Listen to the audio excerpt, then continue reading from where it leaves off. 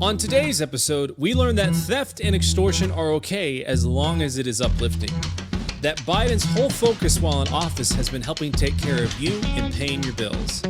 That exploiting children is the same right as the right to own a gun.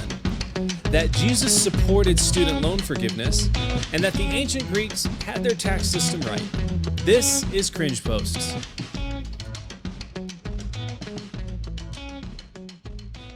Hey friends, welcome to this episode of the Cringe Post podcast. This is the podcast where we gather the cringiest political and cultural takes, go through where they went wrong, see how they could do better, and try to have a bit of fun and a laugh along the way. My name's Britt, and I'm here with my co-host Donnie. And before we get started, make sure to like, share, subscribe, all that good stuff. It really helps us out.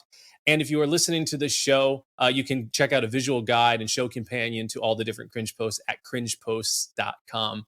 Now, before we get into other people's bad takes, we like to take a look at our own, because the whole point of the show is saying, hey, like you can do better, and these are the different ways you can do better, and we'd be remiss if we didn't start with ourselves. And so today, we're going to take a look at a post by Donnie, a tweet by Donnie, made back in 2012. And he posts, personally, I feel that Santorum is a little bit better than Gingrich. Gingrich is better than Romney. Romney is better than Paul, as in Ron Paul, the great. And Ron Paul is just a little bit better than Obama. Man, dude, Ron Paul is the only person he's better than is Obama. I mean, what was it because of his isolationist stuff? Absolutely. Yeah. He was gonna get us into another war because all our enemies were gonna become superpowered villains if we didn't interfere over there. And also he just, he didn't have humor. So that's obviously gonna put him at the bottom of this list too. He only laughed at his own jokes. He wasn't friends with everyone. So that's he didn't have pithy replies or anything like that. And he probably you didn't like how he treated your hero Rudy Giuliani. No, to be fair, I was never a big Giuliani guy. All right. But point taken. It's not like I've got this moral high ground to stand on when we're looking at this list and Gingrich is higher than Paul. The thing is, like, you can replace all of those greater signs on there. Because the way, if you're listening and not watching, like he's got Santorum and then greater sign than Gingrich. You could probably just put, Santorum, Gingrich, and Romney and just put equal to Obama, equal to or lesser than Obama. But Paul, man, Ron Paul. I mean, that's what's also so funny about this, right? Is like if you didn't like foreign incursions and bombing, or if you liked that and wanted more of it, like Obama was actually your guy. He did a pretty good job of doing all that. I think he started more wars than Bush did. So if you're a fan of how Bush conducted himself, probably a big fan of Obama. Yeah, well, and I had no excuse. This is not Obama's first campaign. He'd been president for a term, so I could have known better. If this was 2008 and I was saying these things, you might say, well, candidate Obama does sound pretty good on foreign policy. And then he gets into office, and obviously I was not reading antiwar.com at the time. I was not a Justin Raimondo or Scott Horton fan. And I only found Justin Raimondo a few years before his death, but I did find him then, and I was better off for it. Let's just say. Yes. Well, moving on from this Warhawk season of your life, where Santorum was the best thing since sliced bread, we'll move on to other folks' cringes. So the first one we've got is from Leslie Streeter, and she writes, "Black Americans paid taxes during segregation for pools they weren't allowed to swim in, fountains they couldn't drink from, and buses they had to ride in the back of. So, miss me with this, quote, why am I paying for school I didn't go to, unquote. At least this is about uplift, not hate." Now, what's so funny about this, man? It's like, okay, yes, all those things bad. Like, obviously awful that Black Americans had to pay for things that they didn't have full access to or right to. And yet this person's solution is to do more of that, right? It's like, it's the principle. It doesn't matter. I mean, they were not allowed to use those services because they were Black, which is wrong. But like the effect of it is that they weren't allowed to use those services and they paid for them. The reason why they weren't allowed to doesn't really matter, other than the fact that they weren't allowed to use them. And so your solution to like doing more of that, it just makes no sense. And I think it really underpins their lack of actual principle, right? Because it's not that they are against any sort of injustice or any sort of theft or any sort of like discrimination. It's that they are against it when it suits their narrative, and they're for it when it, when it doesn't. And or maybe the opposite. I kind of lost myself there, but you get what I'm saying. They talk about discrimination and injustice when it suits them, and if it doesn't suit them, then they're totally okay with it happening. And so, and in this scenario, they're okay with it happening to people that didn't take out college loans. Or, one of the things that I saw that's kind of hilarious is, people that did take out college loans, but now are a little bit more savvy and have like consolidated their student loan, under a fixed rate loan, with like a private company or something. To my understanding, they're not eligible for those repayments, right? Or that loan forgiveness. So they're stuck with it. They have just as much debt as someone who didn't refinance it, but they're not going to get any of the forgiveness, which I just think is hilarious. I the line that really gets me, that I think is kind of the hidden uh the hidden secret of this tweet, that is almost this subconscious messaging that will get in people's heads, even if they're apathetic towards the tweet otherwise. This last line, the one that says, at least this is about uplift, not hate. And I think that's actually particularly pernicious, pretty particularly pernicious, because it's difficult to contradict that when you're just glancing by reading it. You might think, well, I don't like the policy, but I mean, yeah, I guess that's a good point, and you scroll on and don't think about it. But it's the same concept as the idea of like tough love, where sometimes doing something that seems like it's the nice thing is actually the complete opposite of doing the nice thing. And this is exactly one of those cases where, you know, first of all, you could also justify the same thing about the awful racist policies that prevented black people from swimming in a pool. Well, it's not about hating black people. It's about uplifting white people so that they don't have to share. It's about keeping this district safer because of the violent thing. Yes. You can make it whatever you want to see is about uplift or not. But the most important thing is to realize that, again, we've said this on the last episode, and almost every time we talked about student debt, these kinds of payments don't actually help people in the short term. They hurt people in the long term far greater than the short term help. So it's like saying, I don't know, you pull someone up who's hanging off of a building, and you're like, look, you saved that guy's life. But what you neglect to realize is that you're letting go of the 10 people who are hanging on your other hand in order to do that. So you're like, well, at least, yeah, sure, we let 10 people drop off over there, but at least we saved this one person who's about uplift.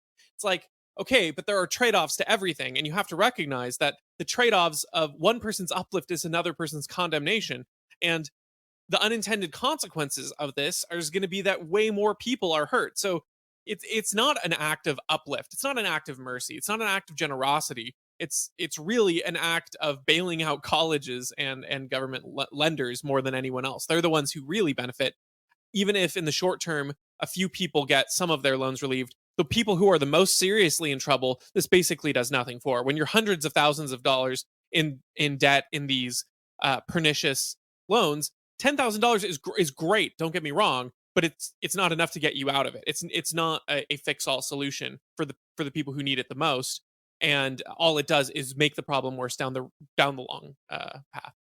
Yeah, I like what you were saying about the last line, because I think a lot of people will encounter that when they are online talking with people about this sort of thing. Well, it's like, well, at least they're paying off the loans instead of funding a war, or at least it's about lifting people up instead of hate. And it's like, that's not the sole way that you go about.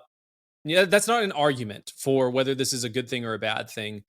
A lot of it made me think of how a lot of racists and slaveholders and all these folks said, "Oh no, it's better for us to be slaveholders than to enslave, the blacks, because they can't take care of themselves. And at least we're giving them something to, we're helping shape their life and giving them a purpose and stuff." It's like, yeah, you're violating their rights, right? Like, it doesn't actually translate to that. Like, you're just trying to justify the bad behavior that you're doing.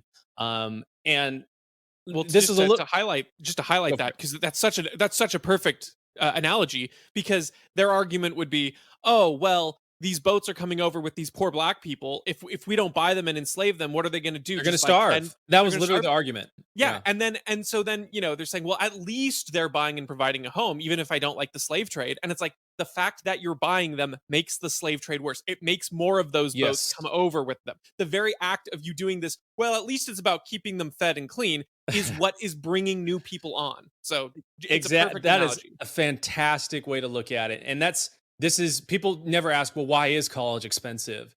Or like why are students not able to afford the loan that they took out? And we talked about this a little bit on the last episode.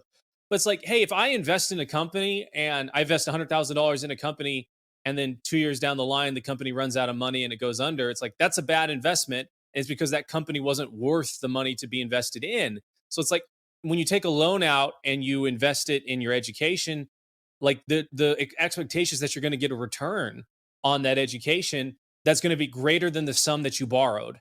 And so if you can't pay it back, that means a signal that it was like that was a bad investment, right? And so no one's asking that question. They're just like, well, we just need to forgive it.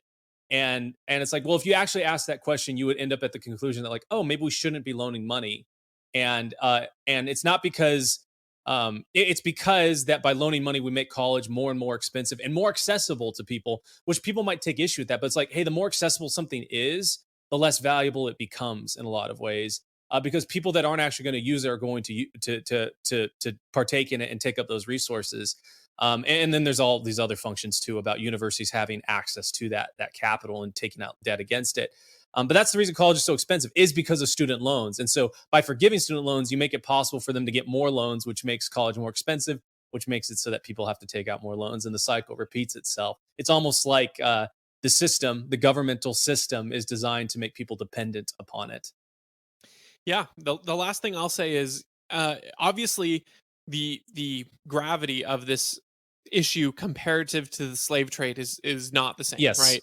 And I think that's a very easy way that people try to win these emotional bouts is to make like in this example, they will be the ones to initially bring forth the example, and then if you make any comparison, then they will say, how dare you compare these things, after they've sort of, elicited the comparison to begin with.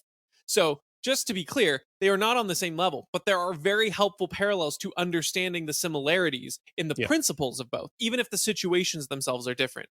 And so when I say, for instance, if I were to say, and I will, that in this example, the people who are overlooked are Black Americans, right, who paid for these taxes, that couldn't be used. Which again, the act of uplifting would be to keep the community safe, or to keep people homogenized. Whatever the racist excuse was, you were uplifting them and you were neglecting the Black Americans. In the student loans application, you are uplifting the people who are in debt, and you are neglecting and downcasting the class of people who either were responsible and paid off their loans, were responsible and chose Yes. not to take those loans. And by and large, the people who choose not to take the loans are the ones not who can afford it, but specifically are trying to be prudent with their money because they can't afford it and know they can't afford it. Mm. So they're the class of person that this policy wants to help, except they're the ones in this class who were prudent and who were wise, and their behavior is not being rewarded. So Mm. there is a loser class in this, and in particular, it's lower and middle income families who were prudent. Absolutely. All right, moving on to our next one. We have got, I think this is the first time we've had him, President Joe Biden, Twitter verified. And he tweets out, I know most families are focused on just putting 3 meals on the table, taking care of their kids, and paying their bills. Helping you do that is my job. When I saw this, it made me so angry because I thought of the millions of people, that tens of millions of people that had their jobs threatened by his vaccine mandate policy. Literally, he said, hey, if you don't take this shot, if he had his way, if you don't take this shot, you're no longer going to be able to go into work, and your employer is going to be forced to either pay $14,000 a month to keep you on, or they're going to fire you. There's not a lot of people that generate enough value that an employer can pay their salary plus $14,000 a month on top of it. So that just, and this is kind of like the big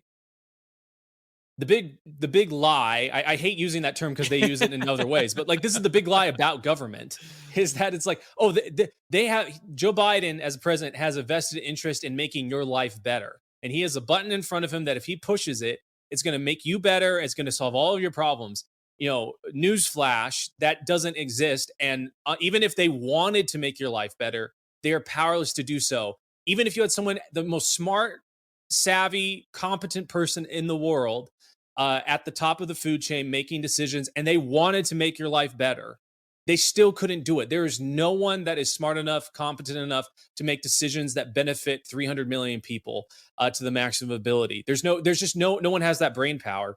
Maybe some AI in the future is able to do that, but that's a long ways away from that ever occurring. And in order for that AI to actually work, they'd have to have insight into every single individual person's operating ability. And I kind of just prefer everyone being able to do that themselves instead of sourcing it to someone else. Well, not to mention their operating ability, but also their wants and desires. Yep. Sometimes the quote unquote rational thing is not what makes someone happy. Yep. Oh, well, this person could have saved his money and put away for 10 years and gotten a great house. And that's the path that makes sense for the most people. But maybe this guy, maybe he doesn't want the responsibilities of ownership. Maybe he's okay paying more in the long term to rent because he likes having the leisure of not having to worry about paying for a new roof. Maybe that's his choice. And maybe to me, it's like, wow, that doesn't seem in the long run financially prudent, but maybe that's not what that person cares about. So all these kinds of things are impossible calculations, Yes. really, when it comes down to it. So just to highlight your point, that it's correct. There is no ability to know that. But the other thing is, why would there be any incentive for the government in its current state, in particular the president, to make people's lives better? The only incentive you have is to give a false sense of betterment for one election term. That is the only incentive that this dude has. Because, I mean, he can't run again. He really can't. He's gonna crumble and topple over. But hypothetically, he could run again, and then he's a lame duck president, and he has zero incentive. So he's just got to convince you for one election that he's made your life better, and that's it. And that's, in the grand scheme of things, 8 years at most is not a long time, and half of that is not even spent in a way that he actually has to do things to try to convince you. And when he's trying to convince you, he doesn't even have to do anything meaningful. He just has to convince you and put on Yes. a show. And I love the comparison that Hans Hermann Hoppe makes the contrast, not the comparison, the contrast he makes with monarchies, where he's not arguing that the monarchy is good, but he's arguing that it's in many ways more functional than democracy. Where, for instance, he would say that when you're a king of a land, you actually own all of the land. And that's not good in the sense of we like private ownership, but essentially our government owns the lands anyway when it comes to property taxes and stuff. But and eminent domain. So really, do you own your property or not? So in the monarchy system, he owns the land and it gets passed to his lineage, and so he actually has incentive to make sure that the land itself prospers. And the best way that the land prospers is to have a happy population with the people who oversee things, and not to get it all burned down in wars. And so there is an actual stake for your legacy, for your children's future and legacy, that a monarchy has to preserving your country. Now, of course, monarchies are not great. You have one person in control, and you have varying qualities of rulers. But frankly, in democracy, so do you there as well. The difference being, in democracy, after 4 years, you can burn the farms, you can burn the turf. As long as you come out on top, you've got it set for life. You don't care how the people fare. You're not running for election again. So the long-term preference of Biden to tell you, helping you do that is my job. No, it's not. You have no incentive for it to be your job. Even if I did believe you were going to run again, which he physically can't. I also have to say, I do like, this is so corporately written. I know. I miss the days when we knew those tweets were coming fresh off the president's thumbs, because we get those misspellings like kafife and stuff. At least Oh, they were entertaining, right? I know. It's like, yeah, they're so funny, man. Like those were the good old days. And if Twitter knew what was best for it, they would let him back on their I platform know, I know, immediately. I know, and as well as all the corporate media too. Like Yeah. they had so much fun with it, and their ratings are so much better. Yeah, seriously. Alas, alas. I mean, maybe we'll have him again in 2024. That'd be We'll wild. see. As long We'll as he doesn't see. get JFK'd, before then. Yeah. God forbid. All right, moving on to our next one. we've got Neil Steinberg, and he posts an article from a website called Every GD Day, and it's a picture of a dude in front of a house and then two kids to his left. And Neil Steinberg writes, "Why restrict child porn but not guns?" And if you kind of dig into the article and dig into Neil's tweet thread, he's basically like, well, his reason is, well, child porn hurts kids, but like guns existing also hurt kids. And it's like, man,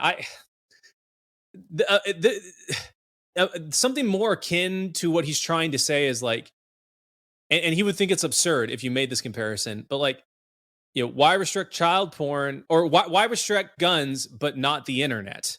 Right? It's like the internet is what makes it possible in a lot of ways for child porn to exist. I know, of course, there's probably child porn that existed before pre-internet, but like that's really what makes it, like, because it's untrackable and anyone on any part of the world can get it and all these sorts of things. So why aren't we restricting the internet? And maybe he would be in favor of doing something like that, but uh, it's not about the medium of how these things happen. It's about the people that are doing them. And this is further evidenced by the fact that millions of people own guns, tons of guns.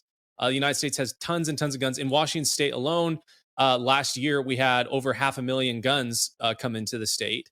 And of all those people that get guns, like a tiny, tiny, tiny, tiny, tiny fraction of them ever result in anything awful happening. Most of the violence that happens is from an actual criminal that gets a gun illegally. Somehow they did it despite all these different gun laws and things being in existence. So it's such a disingenuous argument that to me kind of reads like the kind of the Mad Lib thing. It's like, oh well, conservatives are talking about groomers and they're talking about child porn and all this stuff. Well, if they want to ban that and they really care about kids, then they will ban guns. And it's just like, it's not the gotcha that you think it is, Neil.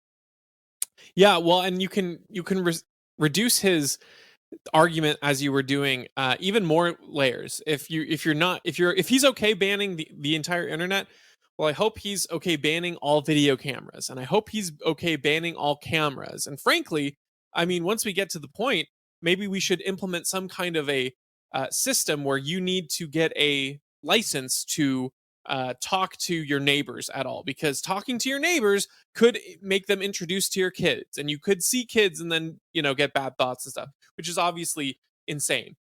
Now I'm all for restricting child porn. It's heinous, horrible, awful Yes. thing.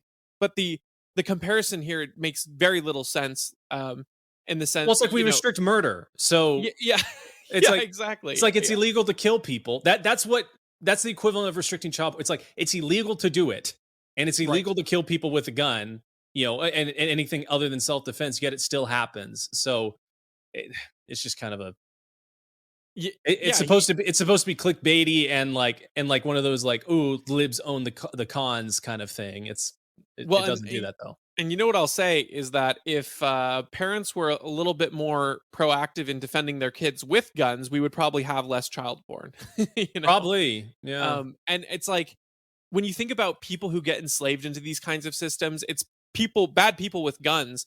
But you also think about those are usually people who are already in positions of power, either have them illegally, and if you had more of an armed casual citizenry, right? Like the average person is more well trained and armed, you probably would have a lot more of these people on the run, or they wouldn't be able to set up shop in the areas that they do.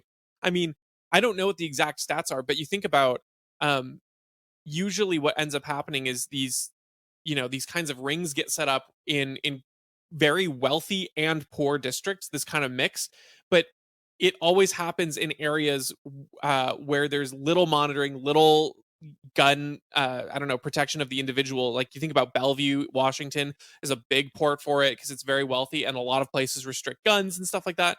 I tend to think this kind of thing you'd have a lot harder of a time doing this in like central Texas, where everyone on the street is basically going to be armed. It So makes you question, if you're gonna go kidnap a kid off the street. I saw this one video of this guy that tried to grab a kid out of a stroller as his mom was pushing it.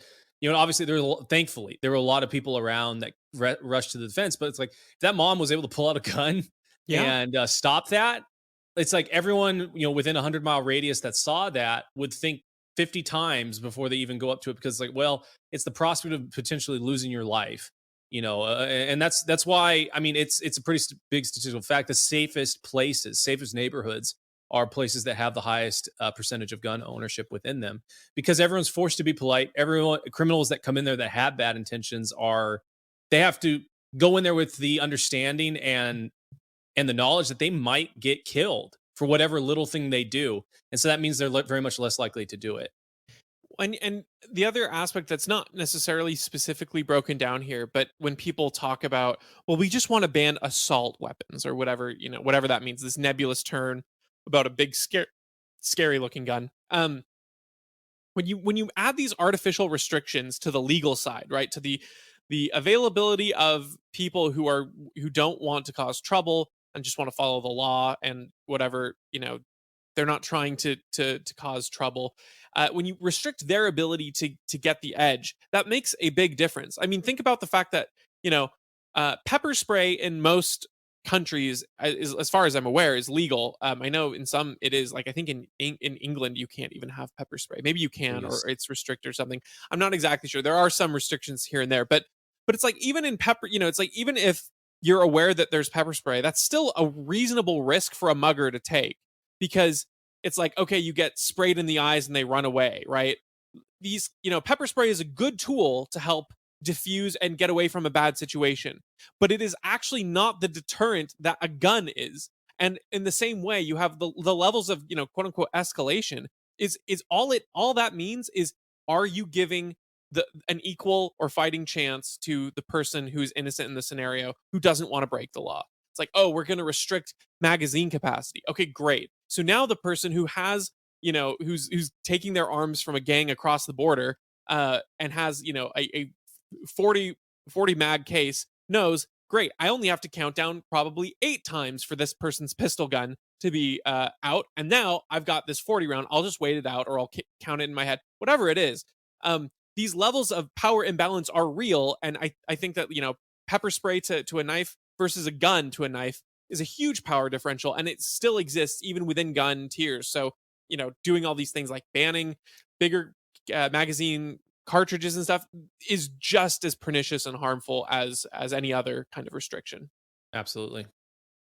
All right, moving on to our next one.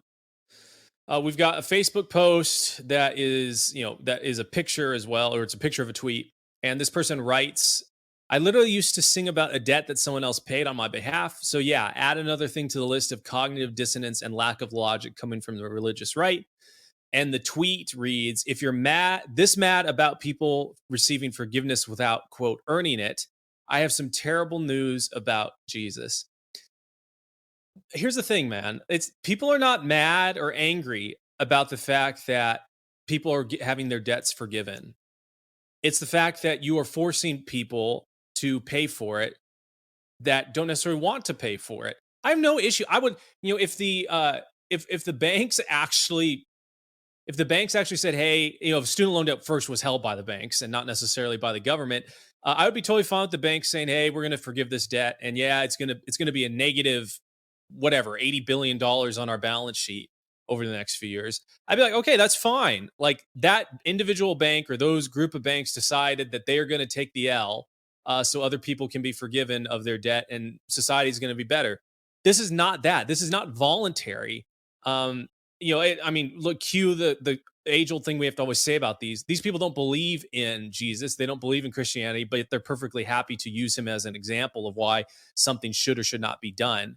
But let's assume that they do know and value Jesus. It's like, okay, well, Jesus went to the cross voluntarily, and that's like the entire point of the gospel, is that he goes, he says, hey, God, like, is there any other way for you to save your people other than me being sacrificed? And God says, no, sorry. And so Jesus is like, okay, I'm going to do it then. Like, I want to save my people. And so it's voluntary.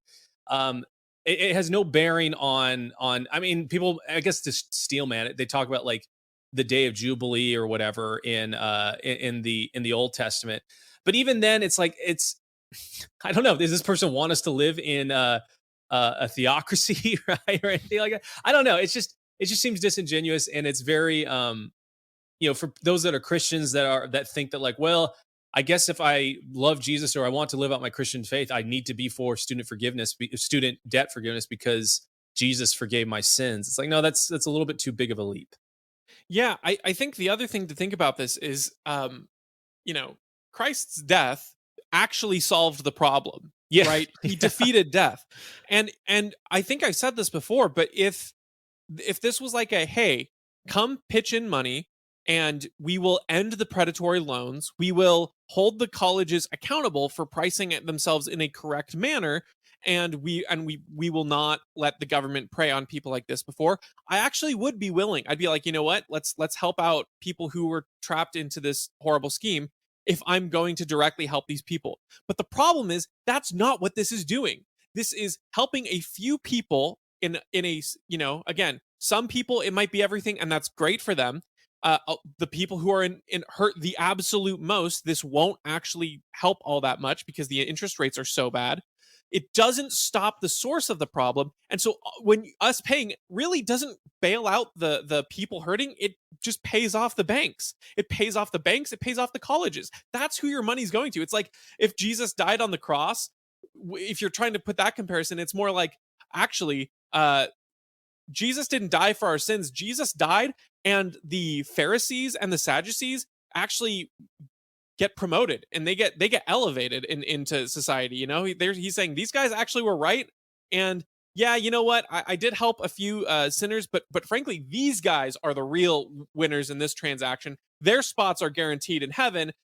Most of you guys still, actually, anyone who's not born yet, they're still going to have to contend with sin. Everyone alive now, you're good. But these Sadducees and Pharisees, they are going to continue to have power. They're going to continue to control it. That's what it's like. Yeah. And so that's what I get so annoyed by, is making this comparison as if forgiving like $10,000 of debt for some people in this is like this dying to forgive all of humanity. It's like, no, we're not upset that we're paying for someone else. I'm upset that you're involuntarily forcing people who aren't in a position, who were wise, to pay for someone else's mistake against their volition, against their, especially now, I'm fortunate enough that as much as I hate taxes, I can afford to pay them. I don't love it, but again, if this was a matter of pay your taxes so you're rescuing these people, it might be like, okay, you know what, I don't love this, I don't think it's ethical, but I'll do it with a charitable heart because I'm helping. You're not helping that, and in paying off these banks and stuff, you're also taking it from the poorest, in many cases, among us.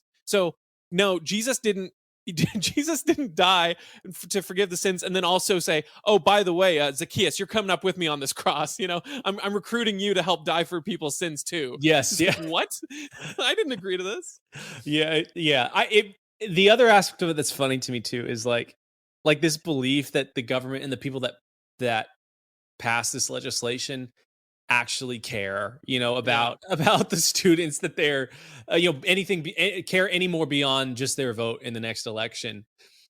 People will always, the government will always use, because their incentive is to get reelected or to amass enough power and influence with other corporations and things to, so they have a cushy job on their way out of power.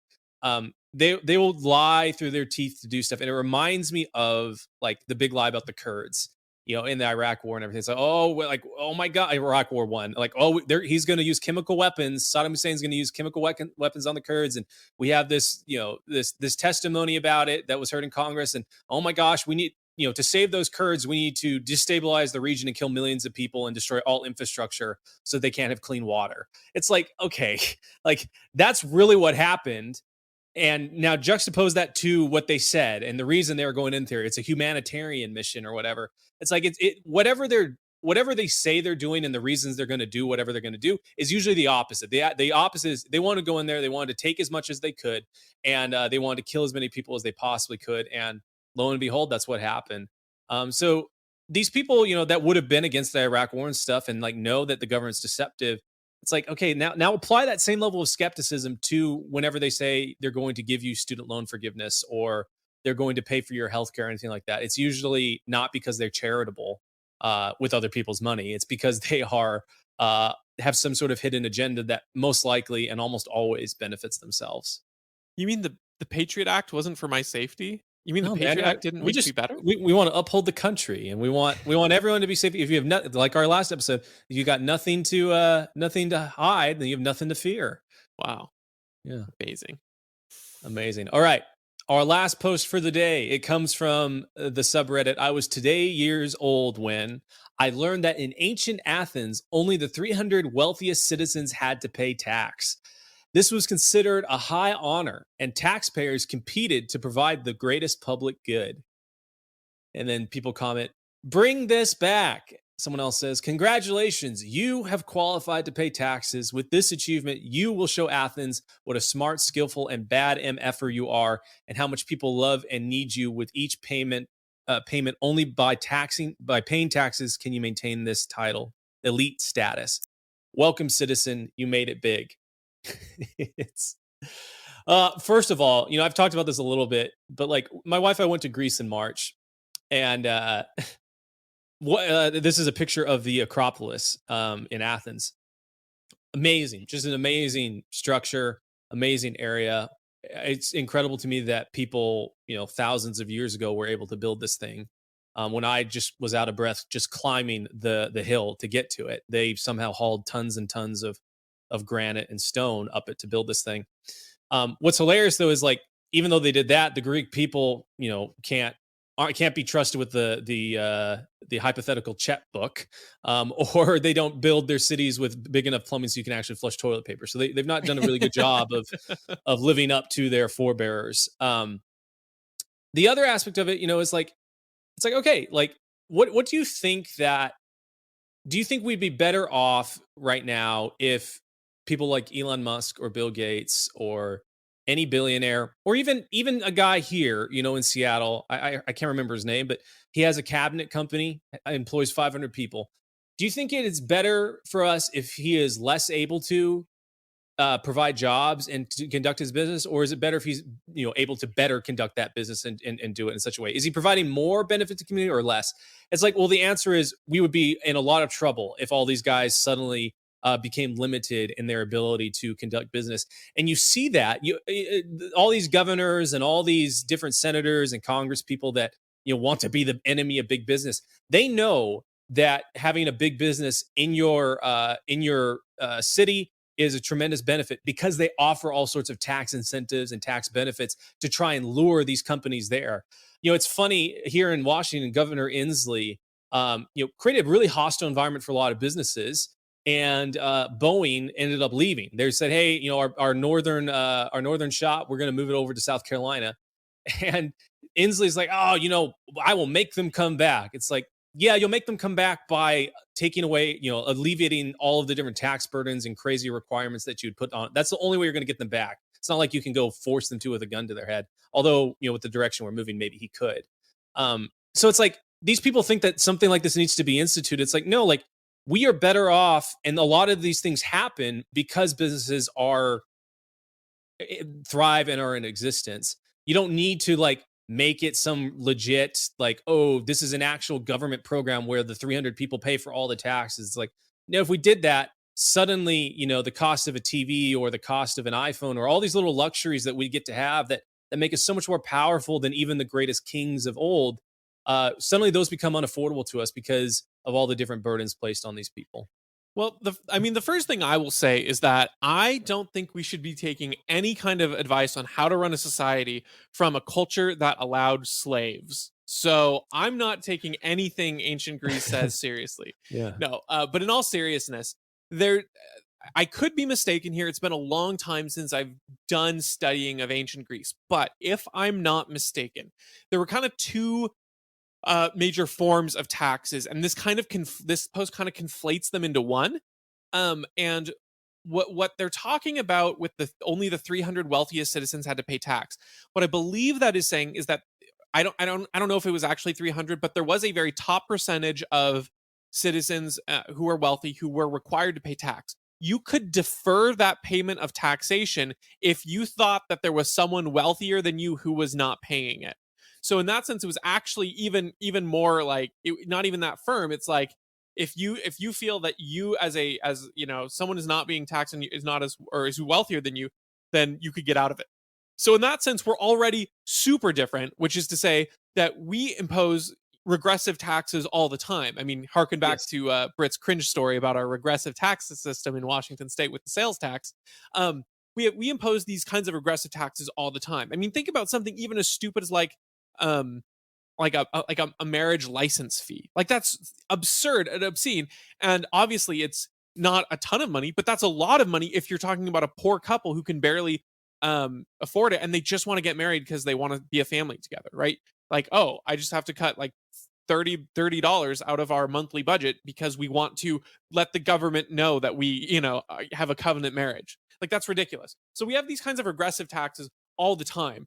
Um, but the second kind of taxing, and this is kind of what they're alluding to with taxpayers competing to provide the greatest public good. I think this was a broader thing and it wasn't part of these 300 of the wealthiest citizens. This was just sort of generally any wealthy citizen could put together a big funded expedition thing where basically you would donate a bunch of money and you would gather a bunch of men and try to do these great feats of strength for your city voluntarily and whatnot. And you sort of earned this social credit.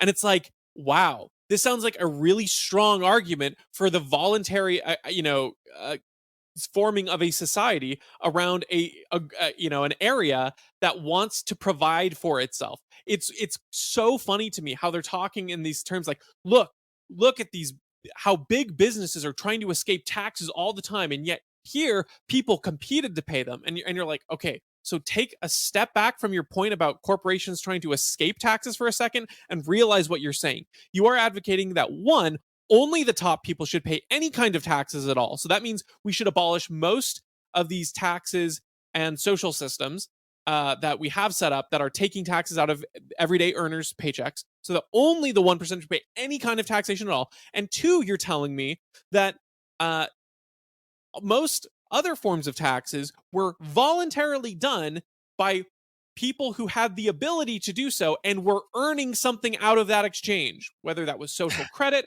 favor from the gods, or favor from the community. That is what you're telling me. And that sounds a lot to me like the ways in which companies pay and have charitable acts. I mean, I don't agree with this at all. Obviously, if you've listened to the show, I vehemently oppose abortion. But think about all of the social credit that businesses vied for when the Dobbs decision came out, and they're talking about, we're going to donate to Planned Parenthood. We're going to,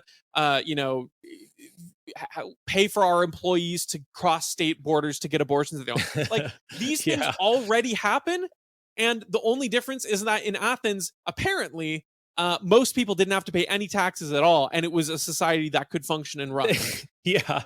And it's like, okay, I would rather have a system where people who, we get the same level of service or better for, a tenth of the money that it costs. And it's like, well, how do you get to that? Well, it's like you have to make sure that the people that are paying it or that are donating to it are making sure that it's being allocated in the best way possible and being managed. It's like, okay, well, how do you get to that? Well, it's like they have to have a vested interest in it, so it has to be done voluntarily. And so, like, you see, that's why we've talked about it on the show before. But private charity and government spending are inversely related in the amount of dollars that go to the actual problems trying to solve. So, in charity, even the worst charity out there, to be able to actually have a grade on Charity Navigator, 70% of the dollar that you give to that charity will go to the actual problem that it's trying to solve. Whereas with government, it's the exact opposite. 30% when you give to Social Security, not give, when you have money taken out of your paycheck into the Ponzi scheme, Social Security, only 30% of it actually goes and makes it to the people that you're supposedly giving it to. The rest of it, 70% of it, is spent on bureaucracy and hiring a bunch of people and propping up the administrative state. And so it's like, okay, obviously something is wrong there. The money's not being used efficiently. And look at the private institutions and private charity. It's like there's money's being made. It's being used efficiently. And as you always say, if we just got rid of all of the state stuff, and that means normal people would have more money. And you also still have people that care about all this stuff. You still have people that care about women's health care. You still have people that care about the roads. It's like, okay, good luck being a business without a road. Like, yeah, good luck being a business without a road. Like, they'll figure out how to make it happen, just like they figure out how to make a parking lot or to figure out how to have air come into their buildings. Like, businesses and people, when they're incentivized to do something, will do it, and they will do it in the most efficient way possible. It's only when you remove that incentive and you remove that personal responsibility that you end up with a system like Social Security where 30% of the money is going to it. Only 30% is going. And so this is almost like, I guess you could fall under accidentally based. Yeah. And that's like, yeah, let's have the system where it's like the wealthiest citizens realize like, hey, for me to be able to thrive, I need to be able to have different types of infrastructure in place, and it benefits me, and I get a return on my investment by putting money in, and so that ensures that the money is used properly and in the most efficient manner. And I want to so I just verified some of this information at least from one source. So maybe this isn't the definitive source, but just to back up, and I'm not totally speaking out of my butt here, but here's the direct taxation, the one that you can opt out of if you think someone, wealthier than you is not getting taxed.